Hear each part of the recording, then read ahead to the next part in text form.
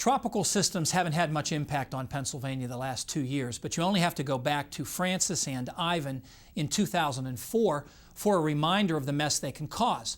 One of the most devastating periods of tropical weather ever to affect eastern Pennsylvania occurred around this time in 1955 in the form of a 1-2 punch called Connie and Diane. Now, heading into August of that year, much of the state actually could have used some rain. Here's the deficits that had built up to that point. The largest were in the eastern part of the state, down almost 10 inches in spots. And July of that year was really dry, especially in the east. Less than an inch of rain fell in Harrisburg, Williamsport, Allentown, barely that in Philadelphia. So the news that a tropical system named Connie was on the way did have a silver lining to it. Connie formed way out in the Atlantic on August 3rd, eventually came inland in North Carolina. It crossed Chesapeake Bay and moved through Pennsylvania on August 13th as a weakening tropical storm.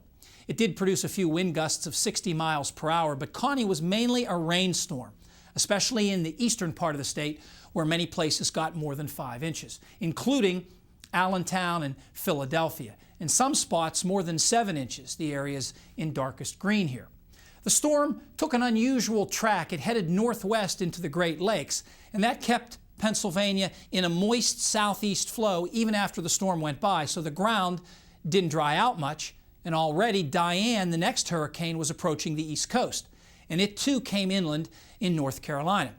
Diane moved north, then turned northeast, passed almost right over Philadelphia on August 19th as a weak tropical storm.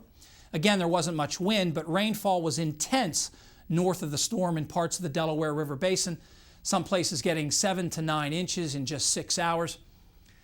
Much of it falling on hillsides that were still saturated from Connie's rains. Almost 11 inches was measured at Mount Pocono in 24 hours. And the result was flooding along the Delaware River that's still the worst on record at many places, from Washington Crossing in Bucks County as far north as the Delaware Water Gap. At Easton, the river crested almost 22 feet above flood stage. 4 bridges spanning the Delaware were severely damaged or destroyed, while 20 were washed away in Monroe County alone. Navy and Marine helicopters airlifted nearly 800 people to safety, but still the floods from Diane caused about 100 fatalities in eastern Pennsylvania and more than $800 million in damage overall, making it the costliest hurricane in U.S. history to that point, a distinction it held for a decade. 2 years ago, I wrote the foreword to a book called Devastation on the Delaware by Mary Schaefer, a Bucks County writer and publisher. The book was released in 2005 to coincide with the 50th anniversary of the 1955 floods.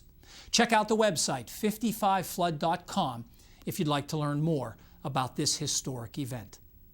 Paul Knight will be back with the extended forecast next.